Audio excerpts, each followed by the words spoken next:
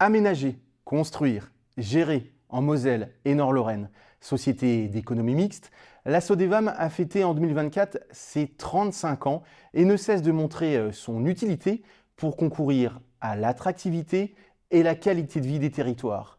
C'est ce que nous allons voir durant cette émission Sodevam, les territoires en action.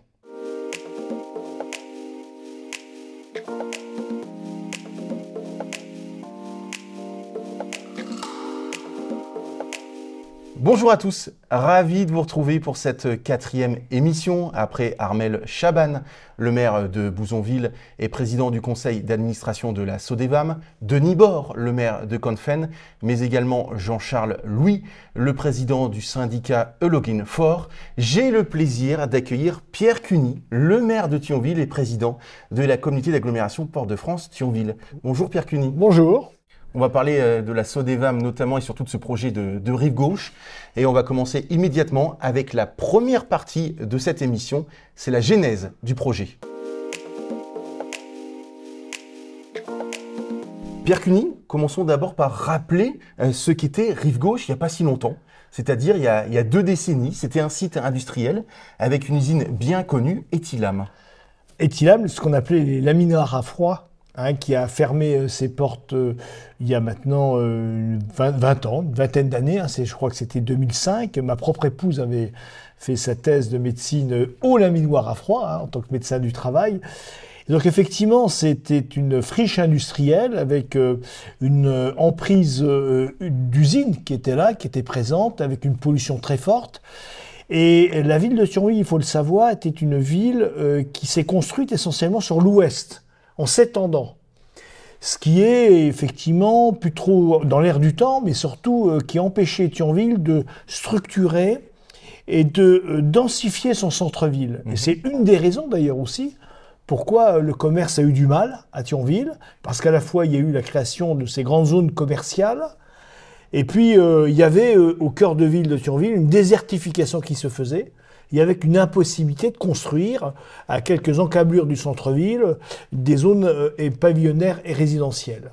Et donc voilà, donc c'est un projet qui a été porté dès les années 2010-2011 de cette reconversion, avec une accélération très très franche qui s'est faite dès 2014, avec effectivement, lorsque donc Anne Gromersch puis moi-même, j'ai été en capacité d'être maire de Thionville, d'envisager un quartier, un éco-quartier, volontairement, puisqu'on était sur des friches industrielles, mais aussi avec une connotation claire en ce qui concerne, on va retrouver 2 éléments qui structurent ma politique, la culture et le sport, d'avoir des équipements qui soient à la fois culturels et sportifs, avec là aujourd'hui des cours couverts de tennis, qui résonnent d'ailleurs avec ce qu'on vient de vivre à Thionville, et puis la reconstruction du fameux théâtre en bois, on va en sera reparler sur le territoire. Dans quelques minutes. C'est vrai que pour mener à bien ce projet, il y a une grosse contrainte d'entrée, vous en avez un petit peu parlé, c'est la dépollution de ce site de 17 hectares, et c'est là qu'est intervenu l'acteur Sodevam. Oui, alors il y a, si vous voulez, il y avait deux contraintes. La première, c'est que c'était un territoire qui ne nous appartenait pas, qui appartenait à Arcelor. Donc il a fallu négocier longuement, et parfois même avec parfois véhémence, la cession de ces terrains qui, Arcelor avait une obligation de dépolluer, mais de dépolluer pour remettre un usage industriel. Et donc il a fallu retravailler avec eux pour qu'on puisse avoir la cession de ces terrains, quasiment à l'euro symbolique, pour qu'on puisse, nous, dépolluer avec un usage d'habitation. Et effectivement, cette modification a amené un coût de la dépollution qui était très élevé, qui était de l'ordre de 8 à 9 millions d'euros. Et puis, dépolluer un territoire comme celui-là, il faut éviter les nuisances, notamment au niveau des habitants et des riverains. Et donc, c'est là, effectivement, où on a lancé un appel d'offres concernant l'aménageur, et que la Sodevam, bien entendu, a gagné cet appel d'offres. C'était une évidence de travailler avec la Sodevam? Alors, les collectivités ouvrent des appels d'offres, donc on ne peut pas désigner la Sodevam, mais c'est un acteur du territoire, clairement, un acteur qui est parfaitement identifié, pour lequel, je rappelle, la communauté d'agglomération est elle-même actionnaire. Donc il y a une forme quand même de lien évident. Mais l'appel d'offres s'est fait dans les règles de l'art, Bien sûr. et avec un dossier, en ce qui concerne notamment la dépollution, puisque c'était une dépollution quasiment in situ, sur place, qui a emporté nos suffrages. Pierre Cuny, on va passer à la deuxième partie de cette émission. On va rentrer dans le vif du sujet. On passe au projet Rive Gauche à Thionville.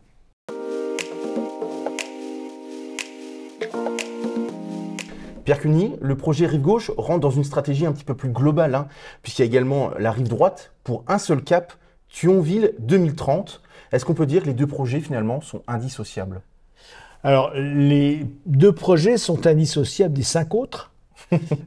Puisque j'ai conceptualisé ce qu'on appelle Thionville 2030, autour de 7 grands projets qui structurent la ville de demain. La volonté, effectivement, c'était de reconstruire la ville sur la ville.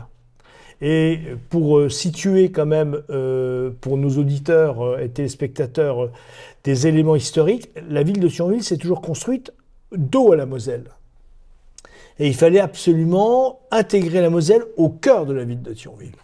Et donc, on avait 2 friches industrielles. Alors, une friche industrielle liée à Etilam, et l'autre qui est une friche plutôt ferroviaire, et qui n'est pas qu'une friche d'ailleurs, parce qu'il y a toujours la gare de Thionville. Et donc, on avait cet ensemble clair de plusieurs dizaines d'hectares, je crois 17 hectares sur Etilam. C'est ça. Pareil, l'équivalent sur la rive droite, c'est de construire la ville sur et la rive gauche, et sur la rive opposée, la rive droite, ce qui permet aussi d'avoir une cohérence de développement du commerce de centre-ville et de l'attractivité du cœur de ville autour de sa gare. Il ne faut pas oublier aussi un élément très important, c'est que la fréquentation de la gare de Thionville est en train de passer, puisqu'on est en pleine évolution, de 3800 passagers jour pour le Luxembourg, je ne parle pas de celles et de ceux qui vont sur le territoire français, vers le Luxembourg, à 9000 d'ici 4 ans. Et donc, il y a des responsabilités, ce qui explique aujourd'hui pourquoi est-ce qu'on a créé une passerelle, pourquoi on a créé des ponts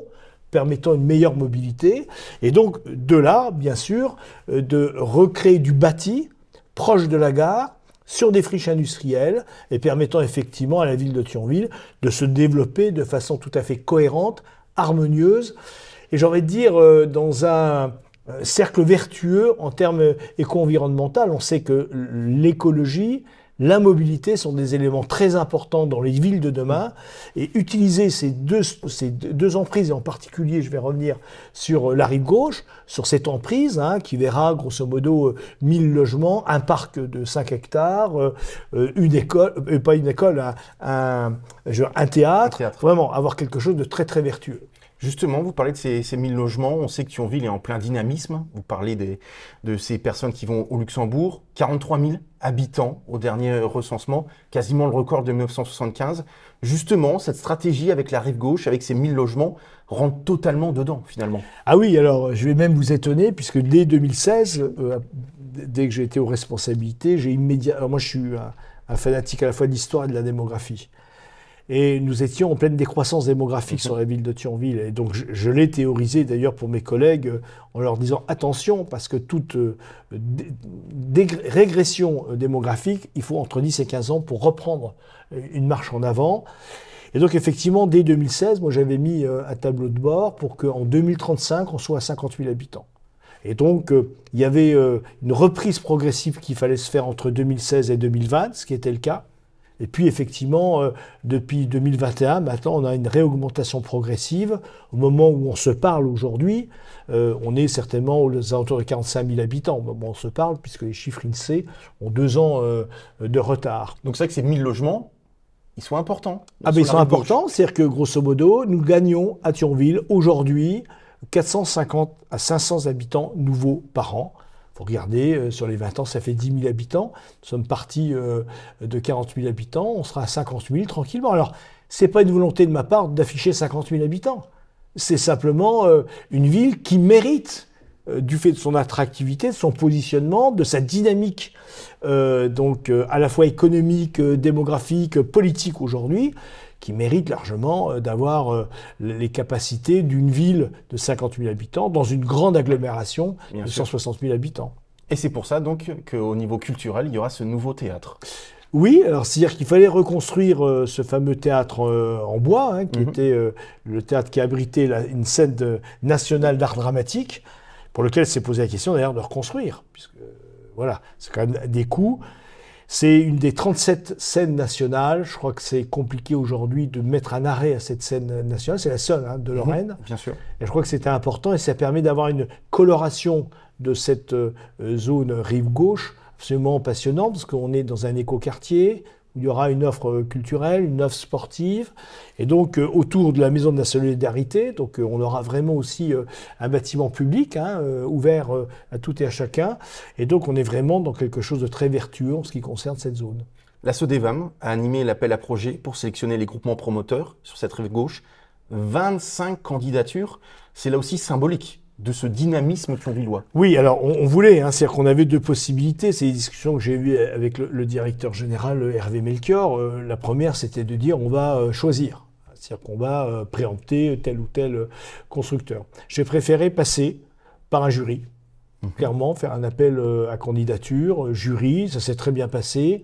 On a effectivement sélectionné in fine 3 candidats qui ont gagné dans leur catégorie. Le lot D au groupe Habité Promotion et à l'architecte reconnu Villemotte. Le lot E au groupe bordelais Pichet et à l'architecte autrichien Baumschlager Eberle. Et le lot F est lui confié au promoteur rémois Prestigia et Leclerc associé architecte. Oui, alors rien qu'à la lecture et à l'écoute bien sûr des groupements et des architectes, on voit que on a d'excellents architectes sur notre territoire. Oui. Il n'est pas question aujourd'hui de dire regardez ce qu'on a maintenant. Non, on a d'excellents architectes. Mais ce que je voulais aussi, c'est donner une variation, clairement, puisque une ville aussi se construit à travers son architecture et que son architecture, elle ne peut pas être monocorde. C'est comme les couleurs d'un arc-en-ciel. Bien sûr. Ma volonté, c'était véritablement de marquer de notre emprise, j'ai envie de dire, notre passage, notre génération entre la rive droite et la rive gauche, et avec une coloration très marquée sur le plan urbanistique, quelque chose qui dénote par rapport à l'existant, puisque nous sommes tout proche du quartier qui a été construit, reconstruit par les Allemands, avec une architecture très allemande. Et je voulais vraiment une architecture plutôt moderne, et rive droite, ça serait une architecture très moderne. Et donc là, on a effectivement 3 candidats qui ont été sélectionnés sur la rive gauche, qui sont d'excellentes factures. Les 3 architectes sont remarquables. Et 2 groupements sur 3 sont des gens qui viennent de l'extérieur. Ce qui montre bien aujourd'hui l'appétence du territoire pour un certain nombre d'acteurs français. Au niveau du calendrier, est-ce qu'on peut savoir un petit peu où on en est au niveau de la construction des bâtiments et la livraison surtout de cet écoquartier que tous les Thionvillois et même de la future agglomération attendent? Alors si tout se passe bien, parce que vous savez qu'on n'est jamais à l'abri de recours. Parce que vous savez qu'aujourd'hui, la grande mode en France, c'est pas propre à Thionville, c'est qu'un certain nombre de concitoyens considèrent qu'il est une obligation de pouvoir ralentir des projets aussi ambitieux soient-ils, aussi remarquables soient-ils. Et donc voilà. Donc si tout se passe bien dans les normes, c'est un quartier qui est programmé entre 2025 et 2033. Voilà. On est vraiment, puisqu'on a une temporalité là aussi qui était prévue dès le départ, où je voulais qu'il y ait une succession, qui n'est pas un embouteillage de construction, puisqu'on aura la rive droite qui va arriver aussi derrière. Et donc, rive gauche, c'est vraiment 2025-2032. Pour votre prochain mandat? Je n'ai pas encore monté le galibier, donc vous ne pouvez pas savoir. Et puis, rive droite, on sera plutôt sur du 2030-2038. Voilà, pour qu'on ait un séquencement tout à fait fluide, puisqu'on sait très bien que trop de biens sur le marché nuit au marché. Et donc, il y a toute une dynamique claire qui est enclenchée. Pour terminer, par rapport à tous vos projets, c'est vrai que ce projet de rive gauche, avec cet écoquartier au niveau environnemental, on sent qu'il a une saveur particulière pour vous. Voilà. Est-ce qu'il a une importance plus grande que d'autres projets que vous menez? Non, je crois qu'aujourd'hui, Thionville et le territoire thionvillois connaît une succession d'événements qui soient événementiels. Vous êtes parfaitement au cœur du système événementiel sportif, mon cher Arnaud. Mais non, il y a eu des constructions majeures comme la passerelle qui a complètement débloqué la rive droite. Il y a le travail qui est fait aujourd'hui sur le développement de l'université. Il y a le bus à haut niveau de service qui, enfin, est sur des bons rails. Il y a le lancement du commerce de centre-ville. On est passé de 23% à 8%. Tout ça, c'est des satisfactions. Mais ça, c'est un quartier qu'on crée. Donc ça veut dire que ça a une connotation tout à fait particulière pour un maire. Hein. C'est comme quand vous inaugurez un hôpital, c'est quelque chose de très symbolique. Et donc cette rive gauche, faire certainement un des premiers écoquartiers de cette dimension, sur un vestige de la sidérurgie qui a tant marqué notre territoire et qui n'est d'ailleurs, qui se poursuit dans le Val de Fensch. Hein, voilà.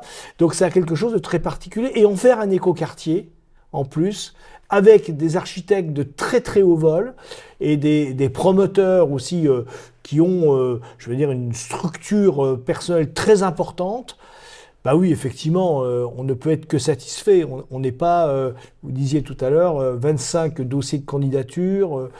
C'est quand même pas rien, quoi. Sur des projets, quand même, on est grosso modo par lot, on est entre 150 et 200 logements par lot. C'est-à-dire que là, on a lancé quasiment 500 logements sur le marché. C'est pas rien.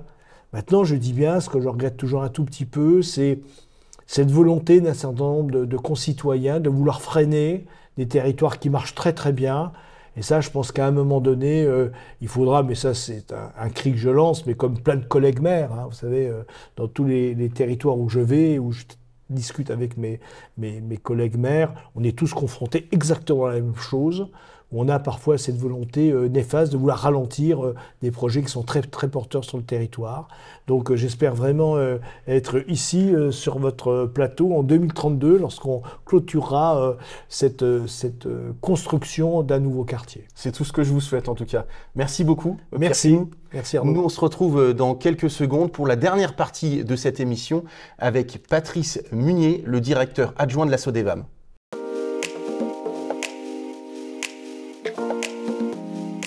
Chose promise, chose due, je suis avec Patrice Munier, le directeur adjoint de la SODEVAM. Bonjour. Bonjour. Merci d'être là. Et merci à vous. On va parler donc de ce projet de rive gauche à Thionville avec la SODEVAM, avec ce projet de dépollution pour près de 8 millions d'euros. La première chose, c'est que vous avez tout pris en charge après un accord avec Arcelor. Malgré tout, ça a été compliqué, cette dépollution. Est-ce que vous pouvez nous expliquer concrètement pourquoi ? Alors la complexité, c'est qu'on doit retrouver sur ce site à peu près tout ce qu'on peut faire en matière de pollution.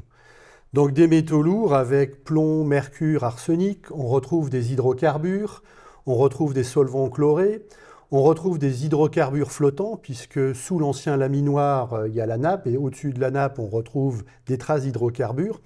C'est-à-dire d'entrée de jeu, on savait qu'on allait devoir mettre en œuvre différentes techniques pour dépolluer ce site. Et d'entrée de jeu, on s'est dit qu'il fallait qu'on axe cette dépollution en étant in situ, c'est-à-dire en sortant le moins de choses possible. Déjà parce que, comme l'a rappelé Monsieur le maire, on est proche du centre-ville, donc envoyer des camions au centre-ville de Thionville ou envoyer des camions à Manom, ça ne nous semblait pas très pertinent. Donc d'entrée de jeu, on avait essayé d'imaginer une dépollution in situ en mettant en œuvre plusieurs techniques, que sont des techniques de triage, des techniques de criblage, des techniques de lavage, des techniques par aération. Et donc tout ça fait qu'on arrivait à optimiser la dépollution en conservant un maximum de matériaux sur place qu'on réutilise. On est vraiment dans l'économie circulaire, c'est-à-dire on génère des matériaux qu'on va utiliser comme structure de chaussée. Et on aurait même envie d'aller plus loin, c'est qu'en générant des granulats, pourquoi ne pas envisager un partenariat avec un professionnel de l'immobilier pour y faire des bétons qui pourraient être utilisés dans les fondations ou les sous-sols des bâtiments. Donc voilà notre objectif initial qu'on tient aujourd'hui puisque la dépollution est en cours. Les travaux devraient s'achever d'ici une grosse année pour dépolluer totalement ce site pour un usage sensible d'habitat. Cette dépollution, je le disais, sur 17 hectares, 8 millions d'euros, c'est quelque chose d'inédit pour la SODEVAM ? Alors c'est notre plus grand chantier de dépollution. On a déjà traité différentes friches, que ce soit par exemple à Zac de la Tuilerie à Yutz ou la Cité des Loisirs à Amnéville, mais le niveau de pollution était moindre et la complexité était moindre. C'est vrai que pour nous, avec Europort et Rive Gauche, ce sont nos deux gros projets en matière de traitement de la pollution. Créer un écoquartier, alors que c'était un site industriel, c'est un pari presque, surtout en centre-ville, comme on l'a dit, c'est presque un pari un peu fou. Qu'est-ce que vous avez pensé la première fois qu'on vous a présenté ce projet? Lausanne n'était encore pas... on ne parlait pas de zéro artificialisation nette. C'est-à-dire que Sodevam, c'est dans notre ADN de traiter de la friche industrielle. On est engagé dans une politique environnementale depuis plus de 15 ans. On a traité différents secteurs. Je parlais avant de la SAC de la Tuilerie à Yutz. Je pourrais parler d'un lotissement à Amnéville qui est l'extension des Coteaux du Soleil. Donc, quand on a découvert le dossier, on a commencé à voir quels étaient les tenants et aboutissants des études déjà menées. Et assez rapidement, on s'est dit qu'il fallait orienter notre offre selon deux axes. Le premier axe, qui était la dépollution, on vient d'en parler, en essayant d'optimiser les études qui avaient d'ores et déjà été réalisées. Et le deuxième axe, c'était le traitement de l'eau. Là aussi, Sodevam a dû créer la première opération dans le nord mosellan, voire en Moselle, et peut-être même en Lorraine, d'un traitement zéro tuyau. C'est-à-dire une opération où on gère l'eau au plus proche de là où elle tombe. Et donc, en essayant de gérer l'eau uniquement sur rive gauche avec un parc en creux, contrairement aux études qui avaient été réalisées jusque-là où ils prévoyaient de gérer les eaux en partie sur rive droite, on a réussi à optimiser dépollution, coût de viabilisation, ce qui fait que notre offre, lors de la consultation dont Monsieur le maire en a parlé tout à l'heure, on avait la meilleure offre et donc le projet Sodevam a été sélectionné. C'était un pari, mais aujourd'hui, ça n'est plus une utopie, c'est une réalité. Puisque le dossier loi sur l'eau, il est obtenu, et la dépollution, elle est en cours avec des marchés notifiés. Et vous êtes rentré encore plus dans le concret avec l'appel à projet que vous avez animé pour sélectionner les groupements promoteurs. On l'a vu tout à l'heure avec Pierre Cuny. Pouvez-vous nous dire comment ça s'est passé? Puisque vous avez quand même reçu 25 candidatures et non des moindres. S'il fallait encore une preuve que Thionville est attractive, on l'a. Après, voilà, comme le rappelait Monsieur le maire, on avait, que ce soit côté ville ou côté Sodevam, des sollicitations de professionnels de l'immobilier. Et donc, à un certain moment, il nous est apparu naturel de dire, pour être pleinement irréprochable, lançons cette publicité, faisons un appel d'offres au niveau national, voire européen, attendons de recevoir des candidatures et finalement, travaillons avec les meilleurs d'entre eux. Donc effectivement, 25 candidatures, les plus grands promoteurs locaux, les plus grands promoteurs nationaux. On en a sélectionné 3 par îlot. Il y avait 3 îlots, ça fait 9. Donc on a reçu 3 offres d'une extrême qualité. Franchement, quand le jury s'est réuni, ça a été dur de départager le lauréat par îlot. Preuve en est, c'est que sur 2 d'entre eux, le lauréat et le deuxième étaient tellement proches que le jury a décidé d'attribuer à 2 d'entre eux, que sont De Mathieu et Nexity, des îlots de compensation pour, j'ai envie de dire, les remercier de leur travail pleinement bien fait. Et donc aujourd'hui, outre les 3 premiers qui ont fait l'objet de cet appel à candidature, 2 autres îlots sont sous compromis avec des promoteurs de renom. Donc tout va bien dans ce projet Rive Gauche mené de main de maître avec la Sodevam. Eh bien écoutez, comme le disait Monsieur le maire, rendez-vous en 2032 pour finaliser ce projet. En tout cas, merci beaucoup, Patrick Merci à vous. Magnier. Vous avez été excellent pour votre grande première sur ce plateau. Merci. Nous, on se retrouve pour une prochaine émission Sodevam, les territoires en action, en partenariat avec l'hebdomadaire La Semaine. Bye bye.